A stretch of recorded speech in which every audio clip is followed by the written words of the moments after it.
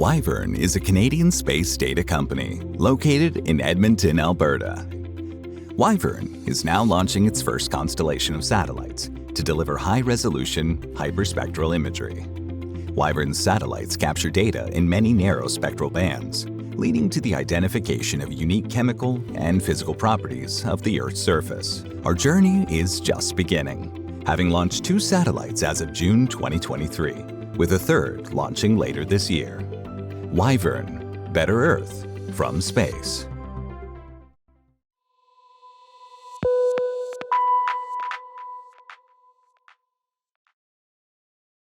This is our planet. It has big challenges that need even bigger solutions. Space-based innovations provide the insight, data, and solutions we can't get anywhere else, and it's already making a difference. We are Space Canada. We are tracking the effects of climate change so the world can better fight it. We are protecting Canada's sovereignty by securing our northern and coastal zones and bringing advanced connectivity to rural, remote, and Indigenous communities where none existed before. We are peering into the universe and uncovering opportunities right here on Earth. We are inspiring the next generation to dream big and build better. We are investing billions in Canada, creating the jobs of the future. The new space economy is growing, and Canada is in a high-stakes global race. Now is the time to be ambitious and bold for our country's future and for our planet.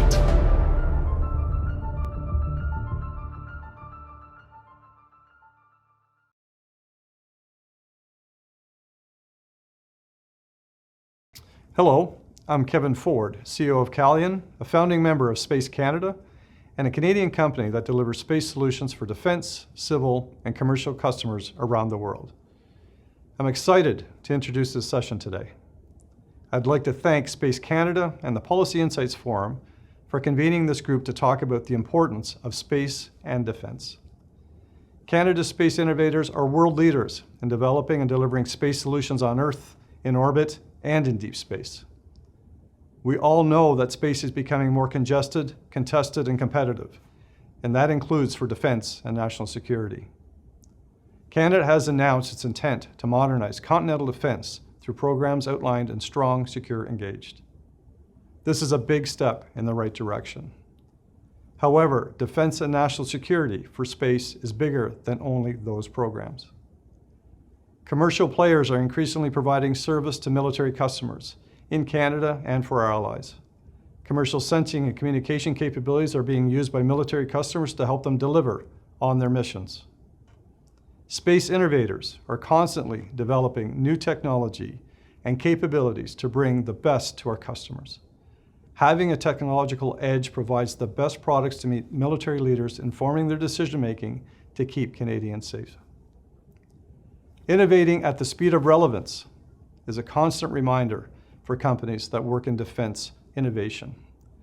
Innovation is driven by our people with their creativity and ingenuity and through their dedication to moving technology forward.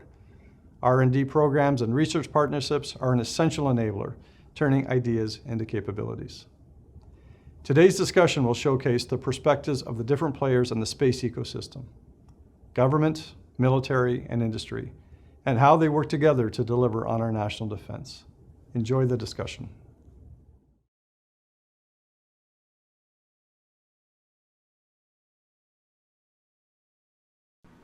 Bonjour à vous tous et toutes. Brian Gallant ici. Merci mille et une fois d'être parmi nous.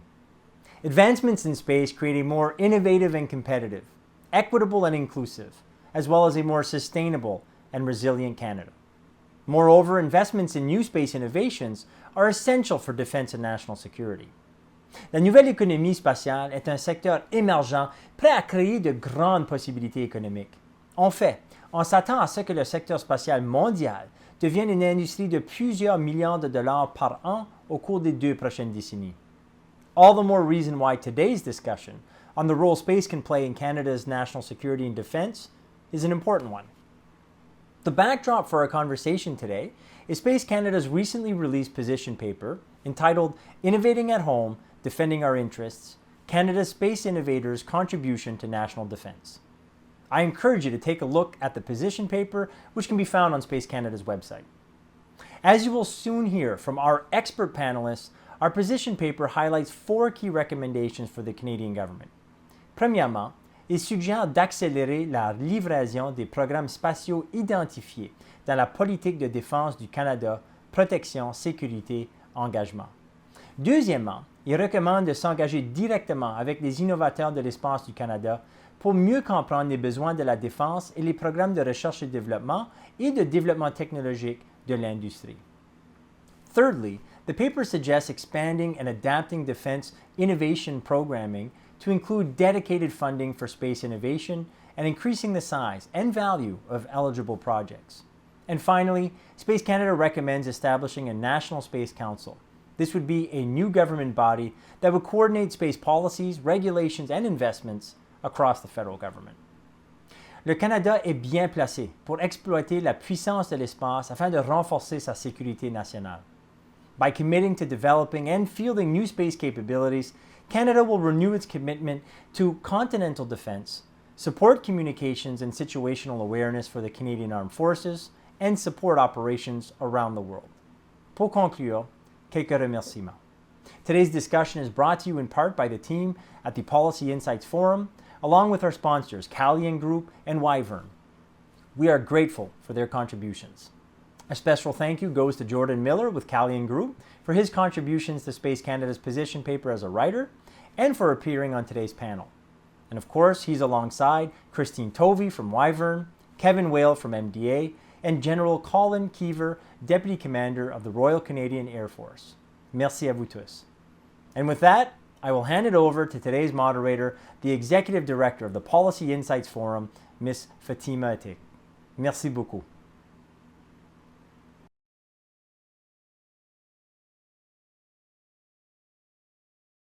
Thank you, Brian. Good morning, everyone, and welcome to the Policy Insights Forum. Our discussion today will focus on Space Canada's position paper entitled Innovating at Home, Defending Our Interests, Canada's Space Innovators' Contribution to National Defence. Indeed, recent events such as the violation of Canadian airspace and the war in Ukraine continue to demonstrate the value of space capabilities as well as their vulnerabilities. The rise of commercial space actors and dual capability innovations are also challenging dated legal frameworks and putting pressure on the international rules-based order in every forum. For instance, at the UN General Assembly last fall, the Russian delegation stated that the use of Western satellites to aid Ukraine would cause quasi-civilian infrastructures to be targets for retaliatory strikes. And at the UN Office of Disarmament Affairs Working Group on Reducing Space Threats, China is calling on nations to curtail the participation of commercial space enterprises in military activities. Such statements highlight the risks commercial actors are exposed to and how foreign adversaries seek to restrain the contributions of innovative commercial entities to their respective nations. So with this backdrop, please allow me to go ahead and start with the questions. Regarding Russia's statement, how are such threats mitigated with the defense community? I'll start with you. So I think it's a really good question, and I think we all sit and wonder and wait what that Russian statement really means. But what we see in terms of mitigating potential impacts that a rogue actor like Russia or even China might take against space-based assets. This is why I think it speaks even more to the importance of that military, commercial, civil partnership, especially in low Earth orbit and P-LEO constellations. Because what you can do now is you can create a network that is incredibly resilient and redundant, and their ability to actually degrade it becomes significantly lessened as a result of partnering in smart ways. And we see this, for example, with the Ukrainian use of Starlink. While it's one thing for Russia to say that they might target Starlink, the reality is that there are so many satellites on orbit with so many redundant pieces of ground segment. they're likely to impact themselves as much as they are Starlink as they try to degrade that system. And so I think that's how you mitigate it, is by that partnership piece, and by creating resiliency and redundancy across very large constellations and networks that are true partnerships. That's great. And for the sector, for industry, how does such threats impact your operations and your everyday service offerings? Yeah, that's a great question. I mean, commercial operators don't tend to see themselves in the defense space. I mean, there's obviously a huge overlap on the dual use side of things. As per the 67 Treaty on the Use of Outer Space, reporting things back to the national government is probably the most prudent thing. I mean, satellites can, change path, or there's, redundancy built in. So an attack on one doesn't necessarily degrade the entire capability. But reporting, the private sector is not engaged in that kind of thing specifically because it's primarily for commercial purposes. So reporting that back to the national government to give them the insights on where their satellites are taking hits or being interfered with or whatever the case is probably the most prudent pathway to take. There's inevitably going to be a bit of an arms race, in the sense that when a satellite is attacked, there's going to be countermeasures, and those countermeasures will be countered, and so on and so forth. So, I don't think satellite operators and developers should be abandoning that idea to try to defend their systems as best they can. But fundamentally, if there is a successful attack or a series of persistent attacks, reporting those back to the national government to seek their help, or even just to inform them of where this is happening and the nature of it, is probably the most prudent path. For sure. And Kevin, how about from your sector? Yeah, so defense space partners are really counting on commercialization, because they know, as the government actors, they know that industry can move way faster than they can. So they're really counting on it. But it's not a free lunch. This is a two-way street. And if any asset is being used for a military purpose in accordance with law of armed conflict, it is a valid military target for that time frames. So it's a real issue. However, there's 4 nations that have demonstrated, any satellite, missile capability. I don't think anyone's ever actually taken out another nation's satellite. So to take that step is such a significant trigger, even though it's never been tested. It'd be a really big deal. But as General Keiver pointed out, one of the best things industry can do, well, there's 2 things. One is it's system design.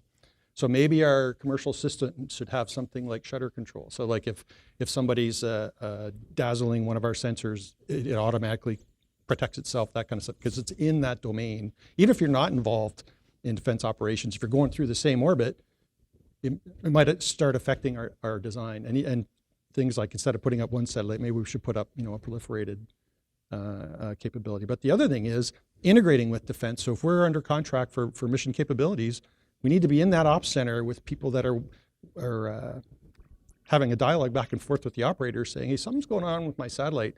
Is something I should know about? Or vice versa, hey, we're doing this thing. If something starts showing up on your satellite, let us know. So it really drives an integration level that in space that we have. And a quick add-on, I think dual use has existed for decades. I mean, GPS, the notion that there's a separation, I think it's almost, we need to stop talking about separation, and we need to start talking about how we work together to protect and mitigate these threats. And to Kevin's point, it's not just the anti-satellite shot, which would create a debris field that will impact all of us.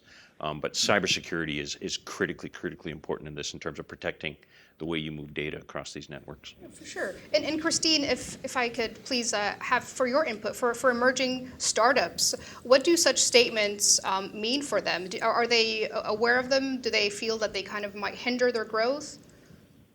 I think it's already been said that, it's dual use technology has been there for ages. And I think any startup that's in space has to consider themselves a dual use technology, and design their system and their constellation with that involved. It's like saying the internet is now a target because it is also, used for military. So I think anything that's networked is both, it's difficult to tease out that this is commercial and this is defense, but it also is part of our resilience is leveraging that network. So absolutely, from a startup perspective, I think I always say you have to consider yourself global from the start. You're not just a national asset in space. And exactly, it's like, how do you ensure your robustness has to be part of your design and your operations from the start? Thank you. I love the internet example. It's pretty much on point. From a national security perspective, obviously the position paper provides 4 recommendations that really try to address some of these issues and what we're doing in Canada to address, mitigate, and of course protect against them.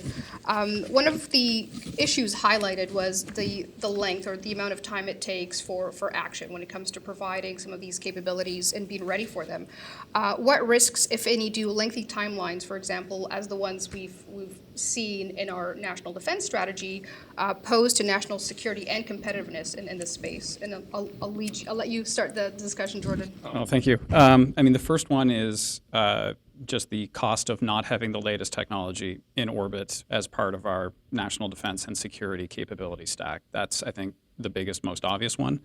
The longer we delay program rollouts, the more we add years to capabilities that aren't in space. Department of National Defense, of course, is always going to find a way, whatever that is, leveraging other commercial capabilities, working with our allies.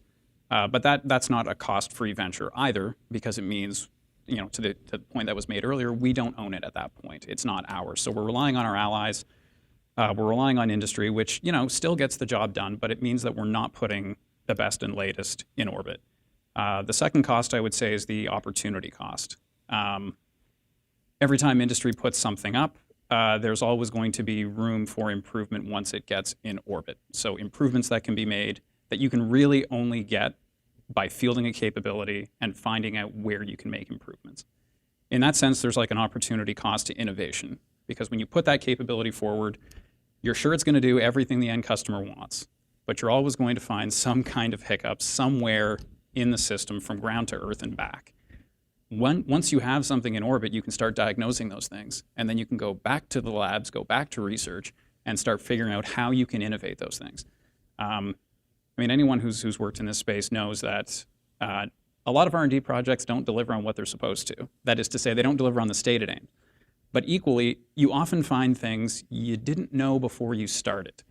So to get back to that opportunity cost question, when you're always innovating and you're always trying to meet the mark, you're going to get pretty close to that probably, but you're also going to learn a bunch of things in the process that are going to have other applications. It's kind of the opportunity cost to the full innovation ecosystem. By delaying, we're missing out on putting human potential to work in the labs to move from concept to commercialization.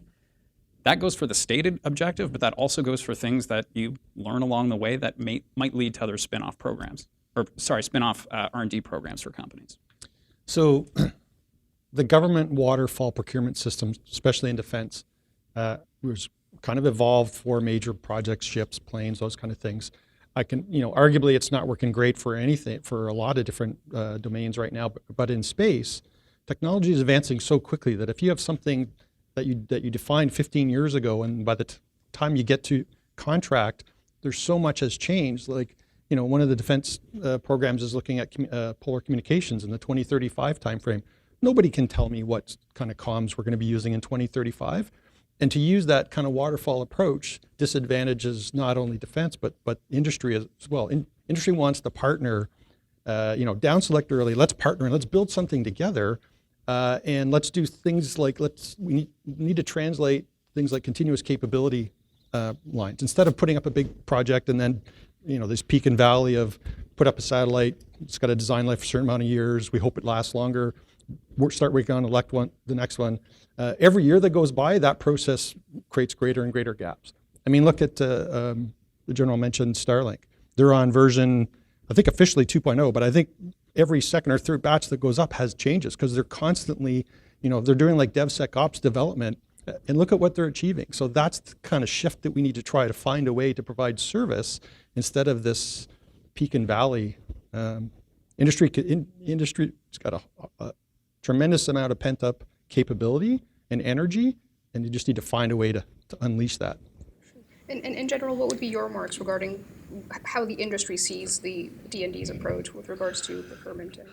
So I'll caveat by saying it's not D&D's procurement system. But I'll be blunt, and I'll build on what Kevin said. The way government does procurement in this country is not relevant or fit for task when it comes to space. It is not agile, it does not move quickly enough, and as a result, we will spend 6 to 10 years baking requirements, and we will do so in an incredibly open and transparent manner that forces multiple companies to burn millions of dollars on multiple iterations of our RFIs and potentially RFPs. We'll eventually down select to a winner, and by the time that winner starts building a payload for something to go onto orbit, that payload is probably 5 to 10 years out of date. So, I can't sugarcoat it. That's the reality of what's happening in procurement as it relates to space, at least from the defense side.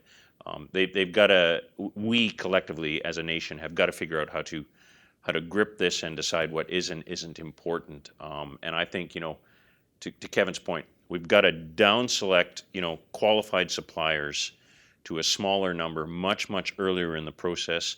We've got to engage in a much deeper partnership with them earlier. And honestly, we need to take risk earlier in the process and move rapidly to the next one. And I understand why the procurement system is built the way it is right now. It is about ensuring best value for the taxpayer dollar, and that's an incredibly noble and it's a right, legitimate aim. Unfortunately, the bureaucracy that's attached to that process right now has made space procurement irrelevant.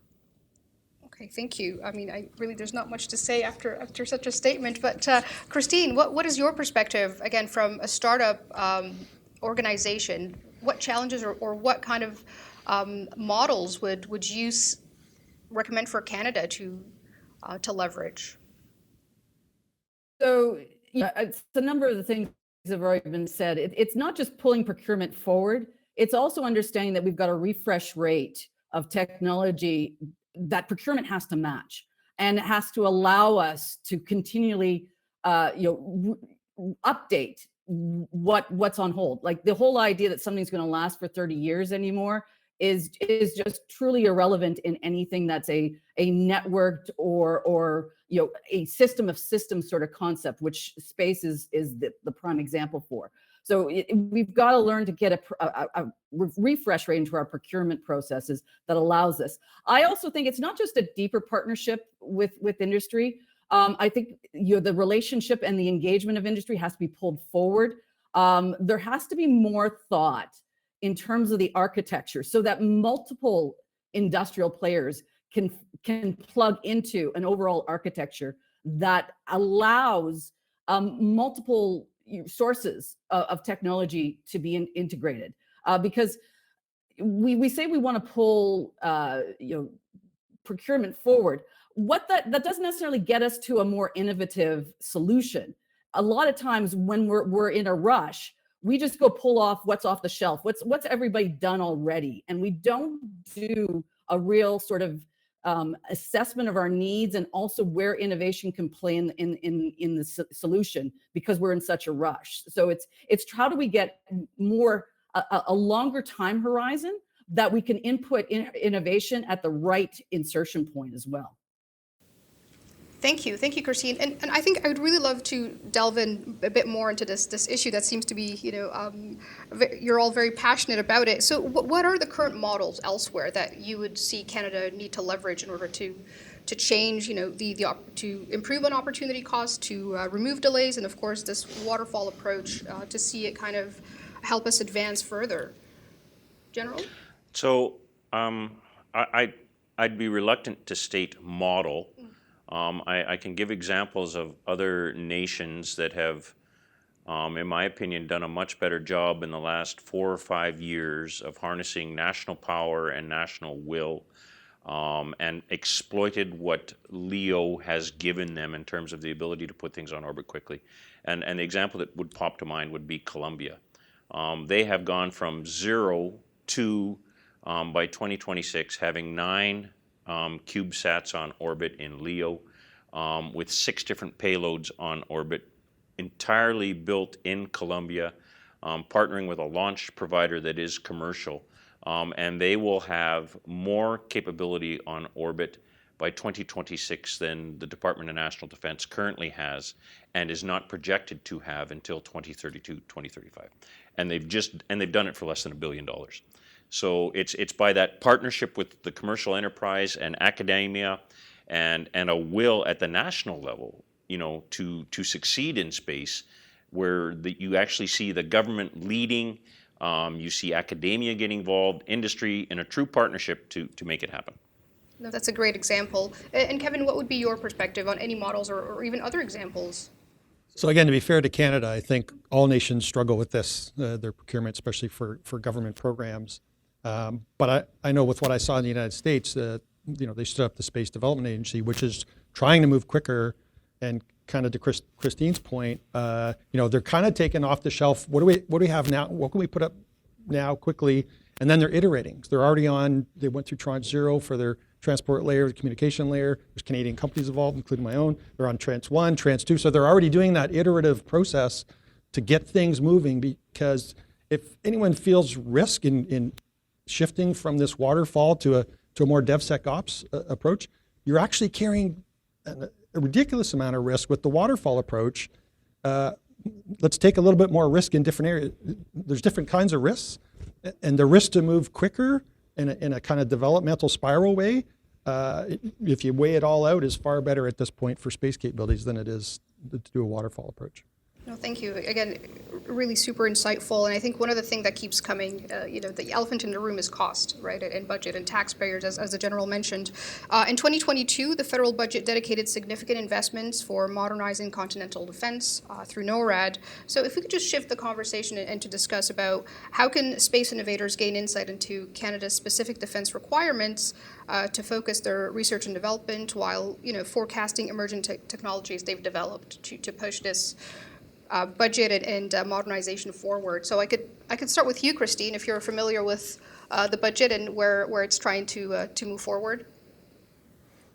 So I'm going to make maybe a more general comment in the sense of, requirements and baking requirements gets a really bad rap. And I totally agree. We go down into details that don't need to be, defined right away. And to Kevin's point, we have to take risk. But what I would say is, and from the user's perspective, what would be really good to help, industry and especially small companies is, this is what I need to do. This is what the outcome has to be. Don't tell me that it has to be a box that's, 4 by 6 and it's got 3 antennas. But really, and it's a difficult thing. This is not an easy thing I'm asking you. But if you really want to get at that engagement with industry, what we need to understand is what's the outcome, what's the effect that needs to be done, and we can say we can put these 3 elements together, and we think we get you there 90% of the way. So it's really moving from a requirements that is solution based to a needs requirement statement. So Space Canada is advocating for the establishment of a National Space Council similar to the United States. How would the establishment of a National Space Council in Canada benefit the Royal Canadian Air Force's mandate? So it's a great question, and it's something we were talking about before we started the panel. I think that Space Council is the first crucial step.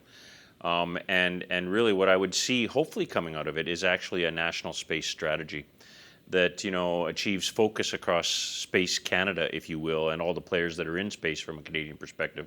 And by focus, I would define it in terms of lead, advocate, and coordinate. I think that's really, really important. I think it's the one piece that's missing in the Canadian space sector right now, is that ability to lead from a national perspective and pursue national objectives. Thank you. Kevin, what would be your insight on establishing a space? Yeah, so to be clear, all of the national space stakeholders, civil, military, commercial, academic, they're all working really hard within their stovepipes to collaborate. But the problem is, when I was in uniform, I was thrown in a room with all those stakeholders, and we were literally told collaborate at a national level. And there's no, it's like picking kids off the street and throwing randomly and throwing them on a soccer field and say, be a team.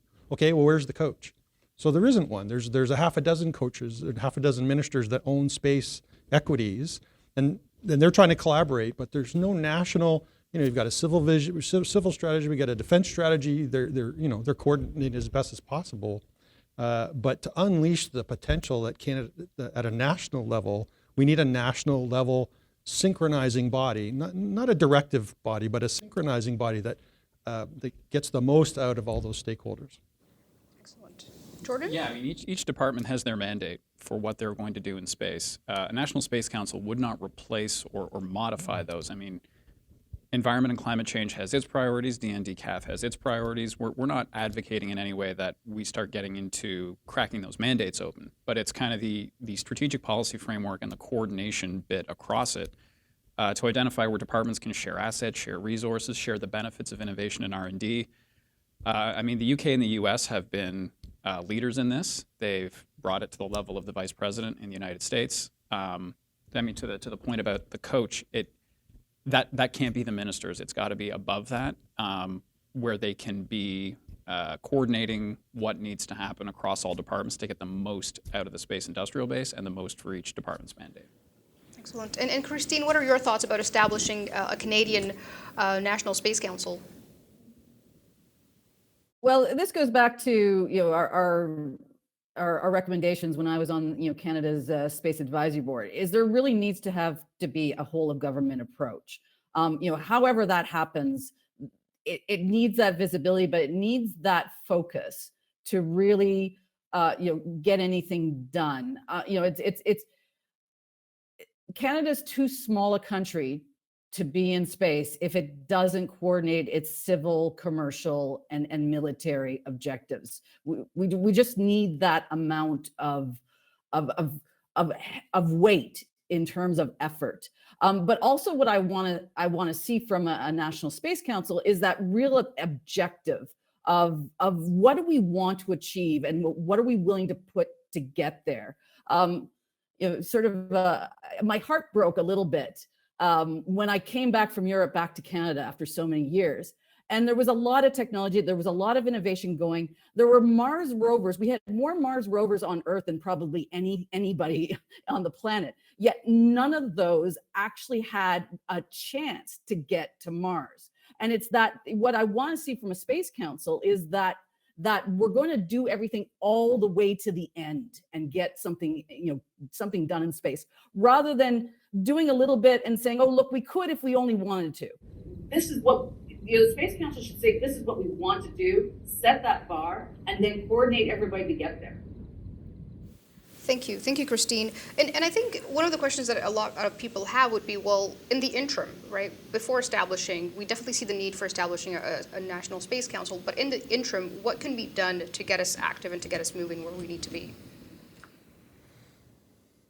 So I think we're trying. I do honestly think we are collectively trying. There is a dialogue going, that is ongoing with industry, with government. There is a strong partnership and a collaborative effort between Canadian Space Agency and DND. But again, it's first steps only, and it will continue to kind of stumble along and grab opportunities on occasion as best able. But until we get that strong national leadership and that whole government approach, it's not going to be as well coordinated and synchronized as it needs to be. Okay.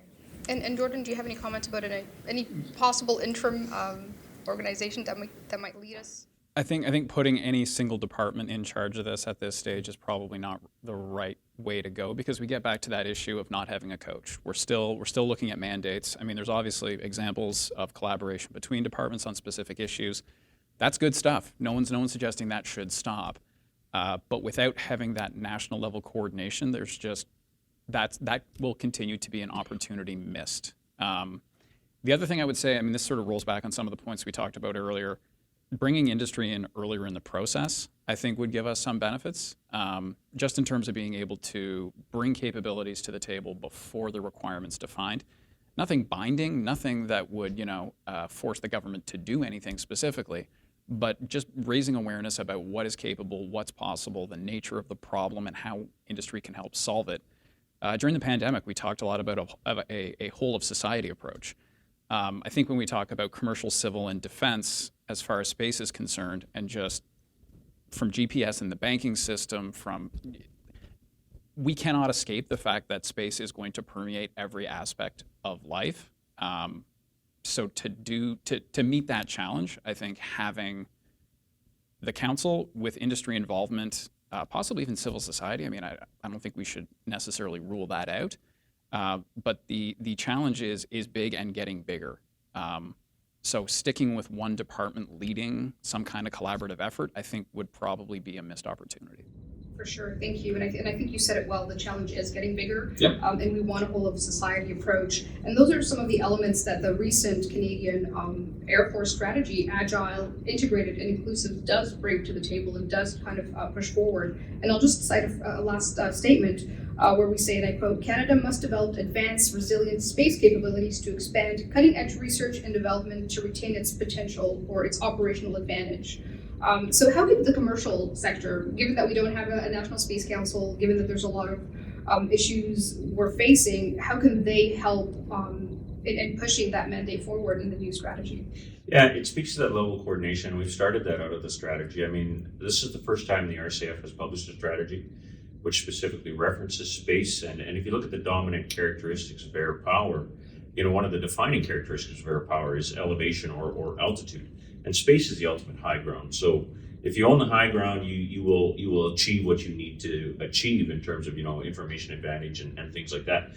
So I think the key to us, and it's been raised here already in multiple ways, the key to us is getting into a dialogue with the commercial sector and industry very early. And what that means is we're going to have to, because of what we're working on, and the security requirements attached to what we're working on. That means we've got to get to a point where we're pre-qualifying a group, a consortium, if you will, that then allows us to all lock ourselves in a room and start having that discussion on development and innovation and where are you at now, where can you get, right, here's the path. That is key. And right now, I'll be candid, we're struggling to have that discussion. And we're struggling to have that discussion because of the way the procurement process works. As has already been alluded to, we sit in our own enclave, we build requirements until they're baked, and then we start a discussion with industry. And what that really means is by the time we're engaging industry, we're pursuing solutions to yesterday's problem. So we've got to bring that earlier into the cycle to have that honest discussion. There is going to need to be a threshold. There's got to be some ability to demonstrate, the capacity to deliver on a capability. And that requires, I think, at the end of the day, it requires us to pick winners and losers a little bit earlier in the process and make sure there's multiple winners in that pre-qualification that allows us to roll the sleeves up and have that really good discussion on what we're going to take that's off the shelf, where we're going to innovate, how we're going to iterate across that cycle and maintain agility and relevance. That's great. And I'm just curious, from the industry perspective, seeing the new strategy, what was your reaction to it? Is it something that you see as positive moving forward, or collaborating closely and seeing where we want to go from a very specific department? Kevin, I think you probably have more in that sector. So it says all the right things. The problem is the whole system has been set up as kind of an antibody to those objectives, right? So we need to find a way to move through that, and maybe not for every project, maybe for certain projects, maybe for some projects that waterfall approach makes sense, but it can't be for all of them. And in this space example, it's just moving too slow. So somewhere between that requirement identification and RFP, that's the phase where there's just not enough opportunity for dialogue and speed. Once an RFP comes out, whoever's been selected and teamed, they're gonna move forward at speed. But it's in that earlier phase, we got to find a way to stop competing for competition's sake and getting after delivering what the forces and the nation needs quicker. Excellent. So if we have time for one more question, the last one that I had here, with regards to funding, we alluded to the Space Development Agency in the U.S. and of course everything that the U.S. has been doing to just advance its national space capabilities, both commercial and of course in a military context. They've also established the Office of Strategic Capital, whereby making it easier for companies to get funding, to get loans, and to get capital funding, really. What programs or capabilities should be prioritized if such a program were to be in Canada, for example, beyond the IDS program, from an industry perspective? I think SIF is probably the best model we currently have, where there's a mix of repayable and non-repayable. The repayable, I think, is attractive to industry because it typically tends to be at a rate slightly lower than the market rate. I mean, the cost of capital is a fact of doing business. There's no getting around that. But the guarantee from the government of Canada that that's where the capital is coming from, I think, is attractive to many companies, especially if there's a non-repayable element that comes with it. That de-risks some of the development in terms of new technology. And you know, there's accountability year over year, so there's also a whole lot of safeguards in there to make sure that there's value for money for the taxpayer as you progress the program. I think something like ideas could probably stand to be bigger.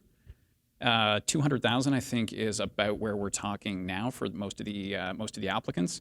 That's a fine program, but if we're talking about space capabilities and things that are going to be in orbit, that probably needs to be raised up to about 10 million. The other thing that I would point out there, and this is, I think, where things start to get slightly uncomfortable, is there may be a failed idea. There may be a $10 million program that doesn't actually go anywhere. So picking winners and losers at that stage, we may actually generate some losers out of that program. And I don't think, you know, with space growing, with where everything is headed, I think a $10 million loss on a good faith R&D effort is probably money well invested. To some of my previous points, if that 10 million fails to achieve the space objective on a higher risk R&D program, there may still be R&D that came out of it that could be used elsewhere, even if it's not for D&D. I mean, obviously, IDEAS is a D&D program. So yeah, some mix of the guarantee of the Government of Canada on SIF, on the big multi-year, multi-million dollar programs, but also taking a bit more risk appetite on some of the smaller, higher risk. I know SMBs are probably very, very interested in that space. I think the combination of those means that you're going to catch the OEMs who have big, broad, multi-year ideas, but you're also going to incentivize a little bit more risk-taking for the smaller companies. For sure. And Christine, what would be your perspective on having some form of funding tools, or maybe even more dedicated ideas funding for space capabilities or space startups?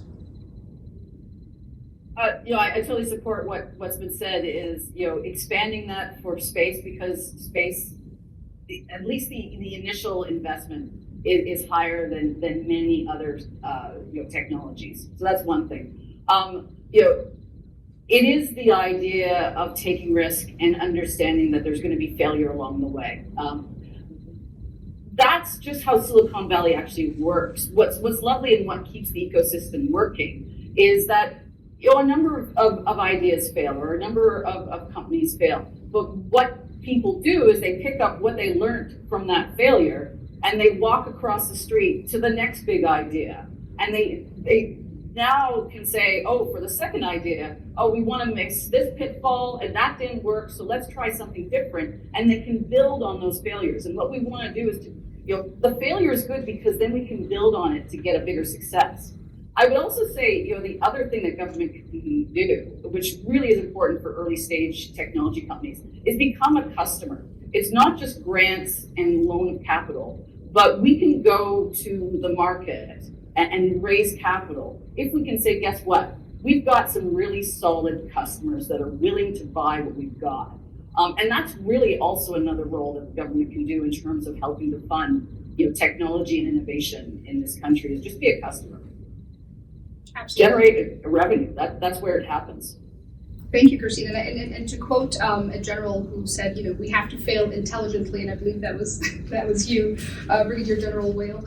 So if you just give me some closing remarks, what would be the one statement that we would want to push forward today to all our stakeholders listening? What would it be, General? So it would be that I see space as, you know, from a military perspective, it is the future, and protecting it and exploiting its capabilities are key to the RCAF being able to achieve operational advantage in the future. And we absolutely see partnership with the commercial and civil sector as being essential to achieving that. Thank you. Jordan? I mean, the growth is everywhere you look, defense, civil, and commercial. I think when we talk about the National Space Council, that is an excellent start. But those tendrils go everywhere across government. It's not to say the National Space Council should be coordinating all of that, but I think we need to start looking at technology development and innovation through that lens. Everything from GPS to military satellites and everything in between. I hesitate to say we need to get a bit more serious about it, because I think within mandates, within departments, things are being taken seriously, but it's serious at the strategic level and starting to coordinate the pieces of government to make that happen. So whether we notice it or not in our daily lives, space touches every part of our national security, autonomy, and prosperity. We need a whole-of-nation approach, and Canada is remarkably well situated to be a part of the new space age that we're in now. If we can harness that, that'd be great for Canadians, it'll be great for our allies, it'll be great for partners. I'd hate to see us miss this opportunity. I would like to thank our esteemed panel for their invaluable insights and for their passion to move Canada forward. I encourage everyone to visit and read the paper that Space Canada has put forward that we will be linking to this video. I also encourage you to read the Canadian Air Force's new strategy to see where we need to go with regards to our defense capabilities in space. Thank you.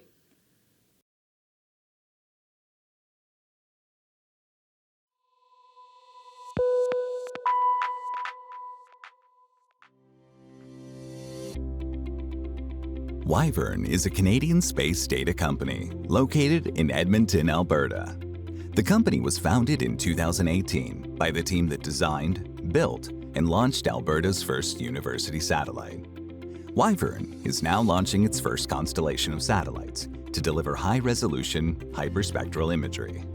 Wyvern's satellites capture data in many narrow spectral bands, leading to the identification of unique chemical and physical properties of the Earth's surface. These rich data sets, providing spectral information well beyond the range of the human eye, enable new applications in environmental monitoring, wildfire prediction, food security, and climate change. Wyvern's mission is to provide the highest quality satellite imagery using cutting-edge sensor technology while focusing on affordability, capability, and convenience. Our journey is just beginning, having launched 2 satellites as of June 2023, with a 3rd launching later this year. Wyvern, Better Earth from space.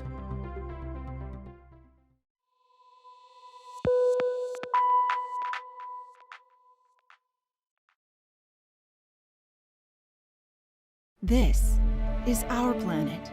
It has big challenges that need even bigger solutions. Space-based innovations provide the insight, data, and solutions we can't get anywhere else, and it's already making a difference. We are Space Canada. We are tracking the effects of climate change so the world can better fight it. We are protecting Canada's sovereignty by securing our northern and coastal zones and bringing advanced connectivity to rural, remote, and Indigenous communities where none existed before. We are peering into the universe and uncovering opportunities right here on Earth. We are inspiring the next generation to dream big and build better. We are investing billions in Canada, creating the jobs of the future. The new space economy is growing, and Canada is in a high-stakes global race. Now is the time to be ambitious and bold for our country's future and for our planet.